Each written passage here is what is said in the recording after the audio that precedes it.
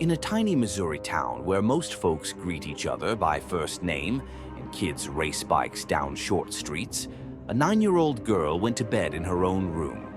Morning came. Her bed was empty. No broken window, no shattered lock, no screams in the night.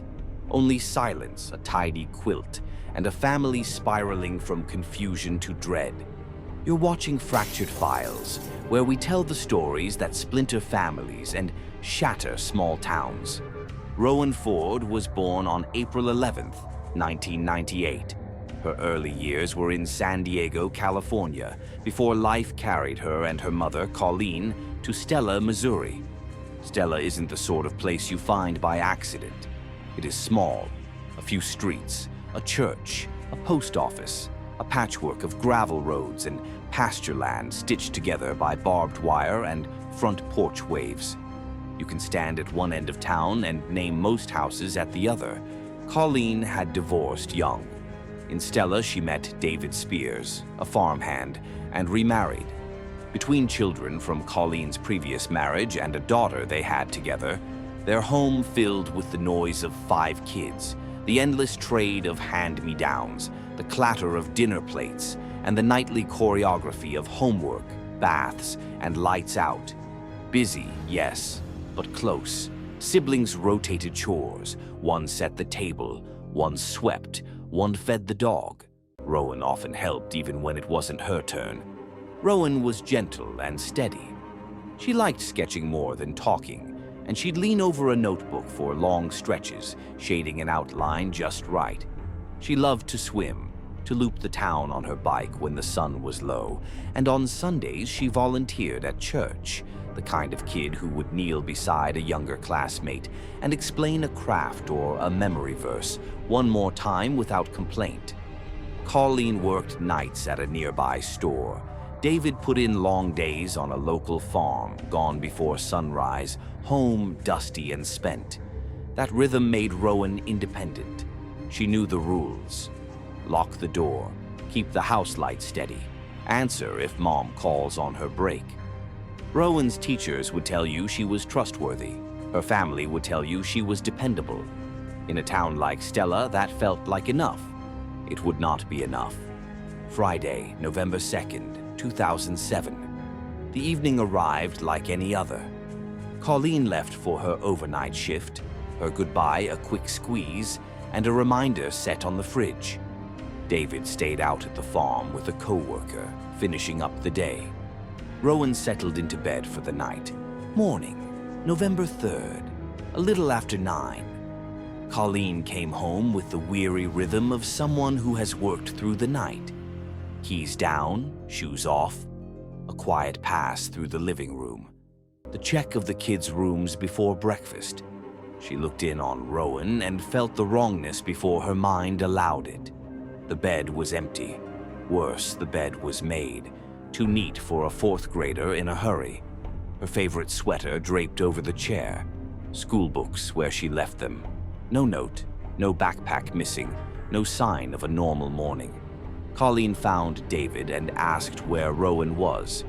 He said Rowan had woken him in the night and asked if she could sleep at a friend's house. He said he told her yes and went back to sleep. He did not ask which friend.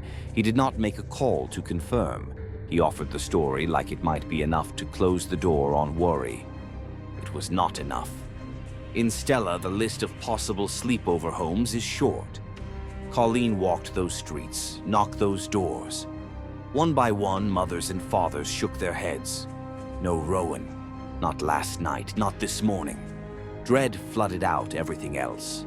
Colleen went home and told David that their daughter had not stayed with anyone. She told him to call the police. He said to wait. He said she would turn up. Colleen did not wait. She dialed 911. Deputies arrived. David repeated his story. He said that while he was working on the farm with his co-worker, Christopher Collings, their mutual friend Nathan dropped by. The 3 of them decided to head to David's place, have a few drinks, play pool. Later, they bought more alcohol and drove to Christopher's trailer in a neighboring town to keep the night going. David said that before leaving home, he peeked in on Rowan. She was asleep. He left. After an hour or so at Christopher's, he asked Nathan for a ride home. Nathan took back roads to avoid any patrol cars. David said he crawled into bed and later woke when Rowan came in to ask for a sleepover. He said yes. He fell back asleep. The deputies wrote it down. They also circled it in their minds. A 9-year-old asking to leave the house in the middle of the night. A stepfather agreeing on the spot with no questions and no call to any parent.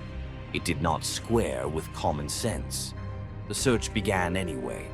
Rowan was listed as missing. Volunteers spread like water across shallow ground. Neighbors checked barns, sheds, creek beds. The county joined in. Word leapt from porch to porch. In a town where kids had always roamed, people now called children back inside. The next day bled into the one after. Nothing. The FBI got involved. More agents, more questions. They asked David to walk through the night again. And again, his timeline shifted by inches, then by feet. In one version, Rowan asked permission to leave. In another, maybe she just left. The hours he said he was out of the house did not always match. Investigators also learned something David had not volunteered. He had borrowed his mother's car that night. They seized his truck and his mother's car. Nothing clear came out of the lab. Agents checked with every friend Rowan might have visited. Parents confirmed what Colleen already knew. No one had hosted a sleepover. No one had seen her walking at night. The more the FBI checked, the less David's story held weight. Suspicion settled on him like dust after harvest. Everyone could see it. He could feel it. The town, watching from porches, saw the same thing the agents saw. The stepfather's account was the only bridge over the gap between a sleeping child and an empty bed, and that bridge kept creaking under the weight of basic questions. Investigators kept circling back to Christopher Collings. On paper, he was steady. He repeated the same story about the night he, David, and Nathan drank together. He even agreed to a polygraph, which he passed without a hitch. To the FBI agents sitting across from him in a sterile interview room, he seemed cooperative. Maybe even too cooperative. He leaned forward in his chair, explaining little details with an eagerness that felt off. He never lost his cool, but his eyes flicked around the room as if looking for approval after each answer. He insisted he wanted to help. He told agents he was willing to do anything, even wear a wire to talk to David. He casually mentioned places where David might have hidden Rowan if he had hurt her. It was strange. Those weren't things a man uninvolved usually volunteered. The agents weren't the only ones unsettled. Sheriff Rick Clark in Whitten had known Christopher for 17 years. He'd seen him as a troubled boy shuffled through foster homes, then as a grown man who still called him for advice when life cracked apart. Christopher wasn't just another name in a case file to him. He was someone he thought he understood. But every time Clark saw him during Rowan's disappearance, something didn't sit right. Christopher came by often, sometimes to the sheriff's office, sometimes at Colleen's house while searchers gathered. He'd ask questions, offer theories, linger in doorways as if he wanted to say something but couldn't push the words out. One evening, after agents had pressed him hard in an interview, Christopher showed up again at Clark's office, looking pale and unsettled. He said the FBI was treating him like a suspect, that they were twisting his words. His voice shook. He insisted he cared about Rowan and would never harm her. Then his tone dropped. "I know things that could help, but I can't say it to them. I can only tell you." Clark leaned in. He could tell Christopher was circling something heavy. His eyes welled up. His hands trembled on the desk. Clark had seen men on the brink of confession before, and Christopher was right there, on the edge of letting the truth spill out. The sheriff urged him gently. "If you know something, Chris, now's the time. She's out there, and we need to bring her home." But just as Christopher opened his mouth, someone entered the office, pulling Clark away for a moment. By the time he turned back, Christopher had left. It became a pattern. Christopher hovered, hinted, then backed away. To the FBI, he seemed like a man with useful information, maybe even covering for David. To Clark, he looked like someone suffocating under a secret, almost ready to break. He warned the agents, "Push him too hard and he'll shut down. Give him space and he'll come to me." The waiting was agony. The longer Christopher held back, the more it felt like Rowan's fate was slipping away with him. And yet, no one could force the words out of him. Not yet. Friday, November 9th, 7 days after Rowan disappeared. A search team moved through a remote patch near Powell, about 10 miles from Stella. There was an old pit there, wide and deep, mostly hidden under branches, leaves, and field debris. The sort of place you could pass twice in a day and never notice. Someone looked down and stopped speaking. There was a shape there under the mess. The team called it in. Law enforcement arrived. It was Rowan. She was missing clothing from the waist down except for a single sock. The medical examiner would confirm sexual assault. Cause of death was strangulation by ligature. News streamed across the county in minutes. People cried in the open, in driveways, and in church hallways. The grief turned to anger and then to a heavy stillness. The search was over. A murder investigation began. Agents went back to Christopher. The sheriff's phone rang before they could get to him. It was Christopher. He said he needed to talk to Clark, and he needed to do it somewhere quiet. They met at a small bridge outside of town. Sheriff Clark parked and watched Christopher step out of his car. Christopher's hands shook. He asked Clark to handcuff him.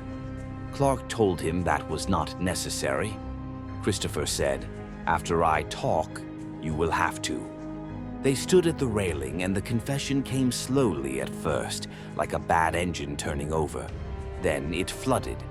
Christopher said that after David and Nathan left his trailer that night, he decided to go to David's house. He assumed the back roads would slow them. He took the highway and reached the house first. He went inside. He walked to Rowan's room. He picked her up out of bed while she slept.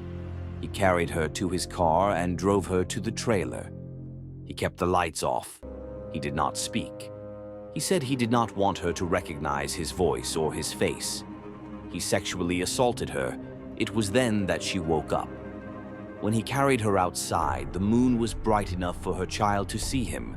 She saw him. She knew him. He panicked. He grabbed a rope. He strangled her. He said he drove to the same bridge where they were standing and thought about dropping her body there. The water would carry her, but someone would find her quickly. So he decided against it. He drove instead toward Powell. He remembered the pit. He left her there and tried to cover her with branches and debris. It was too deep. The branches fell in. He told Clark he went back to the trailer. He saw blood on his clothes and on the mattress. He gathered the rope and Rowan's pants and underwear. He stuffed them into a metal barrel in the shed. He was afraid a fire in the open would call attention, so he closed the shed door and lit it in the dark. Clark listened without interrupting. There was a predator who had called himself Uncle Christopher when the kids were around, a man who had sat in Collings' kitchen and played pool with David, and stayed under their roof when he needed a place to land. This was not a stranger in a car at the edge of town. This was a familiar presence, a trusted adult. Christopher said he would go to the station voluntarily. Clark did not cuff him at the bridge. He drove him in. At the station, Christopher repeated his confession to FBI agents and signed consents to search his trailer, his car, and his belongings. He provided a DNA sample without argument. Detectives found the barrel in his shed with ash inside. They found hair in his car consistent with Rowan. The medical examiner confirmed a thin rope as the ligature, matching Christopher's description. His story, awful as it was, fit the evidence in the right and terrible ways. Investigators went back to David with Christopher's confession. The interviews felt different now. David had been the soft center of suspicion for a week. Now there was a man who had confessed in detail. There was a scene that matched. There was a barrel with ash. There were hair fibers. David changed his story again. He said that on the night he came home and found Rowan missing, he suspected Christopher. He said he borrowed his mother's car and drove to the trailer. He said he found Rowan there alive, with Christopher leaning over her. He said that instead of intervening, he joined in the assault. He said he then helped Christopher kill Rowan and dispose of her body. He said his mind shut down and stayed shut down for days. Detectives did not expect that turn. They went straight back to Christopher. He denied it completely. He said he acted alone. He did not move an inch off that claim. The physical evidence they had matched his account. The rope, the barrel, the trailer, the pit. Nothing tied David directly to the murder scene. No fingerprint, no DNA, no trace that survived the week of uncertainty and the open search. The case became harder in a new way. Prosecutors now had a confession that secured a murder charge against Christopher. They also had an accusation from David that, if used in court, could open doors for Christopher's lawyers to argue that the state's own theory of the crime was divided against itself. If they built a second murder case on a different theory, they could weaken the first conviction. If they went after both on murder, they risked losing both. It was a legal trap built out of a moral pit. The choice would haunt people who worked this case. Christopher's case went first. In 2012, 5 years after the murder, he stood trial. His attorneys tried to place his life in context. A childhood split and shuffled, foster homes, losses that shaped him. An expert said he showed signs of developmental problems. None of it moved the jury enough to change the outcome. The details of what he did to Rowan and how he tried to hide it set the verdict. He was sentenced to death. David's case forked. The state looked at what they had and what they did not have. No clean forensic evidence to place him at the trailer at the right time. No DNA that survived. A confession from his own mouth that contradicted the man already convicted. If they pursued murder against David, they risked handing Christopher a path to appeal. If they did not, they risked letting a man who might have taken part in the worst acts in this case escape an equal consequence.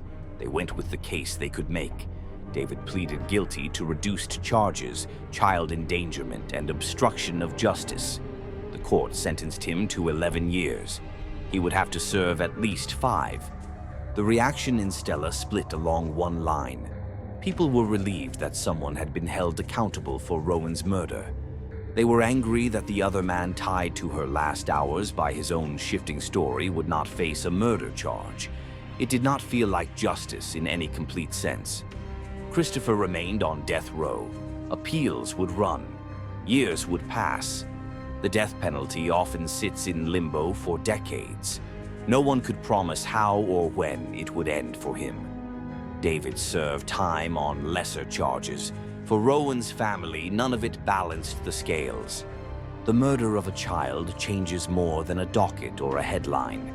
It changes how a community breathes. In Stella, parents who once left doors unlocked now checked them twice. Bikes that used to circle the whole town stopped at the corner and turned back toward home. Porch lights stayed on a little longer. People still waved, but with a different kind of eyes. In the church where Rowan helped younger kids on Sundays, the empty space where she used to sit felt like a wound that did not scab over. People still ask what to make of David's late confession. Some believe it was a stab at sharing blame so that no one looked at him only as a negligent stepfather who allowed a dangerous man to orbit his home. Some believe he told the truth. Some stories break clean. They yield a neat timeline and a single villain. This is not that kind of story. Rowan Ford was 9. She drew pictures. She rode a bike down short streets. She helped younger kids in Sunday school. She should have grown up in a place that matched the kindness she showed other people. Instead, her life ended in a way no one in Stella will ever forget. This is Fractured Files. If this story moved you, subscribe and stay with us. We'll be back with another case where the surface looks calm and the truth waits underneath.